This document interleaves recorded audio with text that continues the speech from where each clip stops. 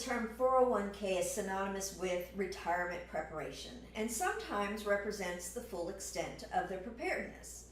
Such accounts are often included as part of a benefits package provided by employers, and chances are, if you have one, most of your retirement savings are being deposited into this type of account. Given that it can play such a prominent role in our financial picture, it's imperative that you fully understand exactly how these plans work. So, what do qualified plans do exactly? Most people will be familiar with the fact that they defer taxes, which is true, but this term defer can often lead to a misunderstanding about what is actually happening. Some people fall victim to the misconception that deferred taxes are taxes they are saving because the taxes do not have to be paid, which is not true. These are not tax savings plans, but rather tax deferred savings plans. The government did not say that you don't have to pay taxes on the dollars in your qualified plan. They said that you just don't have to pay the taxes now. So if not now, then when? Well, later, obviously. The key difference between now and later, though, is relative to your tax bracket. What bracket you are in now and what bracket you will be in when you decide to take the money out of the account. If you defer the tax and you are in a higher bracket later than you're in today, your share of the account will be less. If you're in a lower bracket when you take the money than when you put it in, you will get more. The IRS is not going to ask you what tax bracket you were in the day you made the contribution to your account.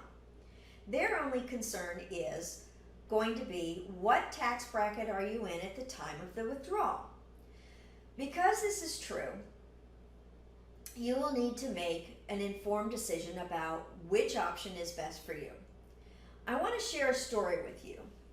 Now, let's assume that you call me one day and you want to borrow $10,000. I hand you the check, but before you take it, you're going to want to ask me 2 questions, right? And the first question is, how much interest am I going to charge you? And the second is, when do you have to pay it back, right? Suppose I said to you, I'm doing fine right now. I don't need the money, but there's going to come a day when I do need it. And when I know how much I need, we can figure out how much interest I need to charge you to get how much I need. Would you cash that check? Probably not. But you are standing in line to do exactly the same thing with the federal government in your qualified plan. They did not say that you don't owe the tax. They said you can pay us later. So, at what rate? Now that's probably a pretty good question, right? Understand that qualified plans do 2 things. They defer the tax and they defer the tax calculation. Ultimately, the impact these plans can have on your finances, either positively or negatively, depends on a number of factors. The first and most fundamental of these is your understanding of the rules of the game, and secondarily, the strategy you use to play the game. So speaking of games, you may not remember the first time you played tic-tac-toe, but you can probably guess who won. It was likely the person who showed you how to play the game. The game has only a few simple rules. One is the X, the other is the O, 3 in a row wins. As we first learned this game as children, we lost probably all of the time until we learned the strategy of the game. So if you have dollars in a qualified plan, you are already playing the game.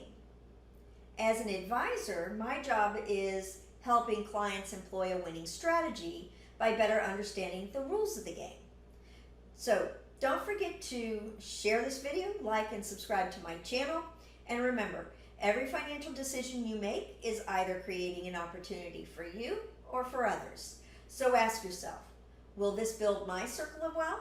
And then go out and live your best life now.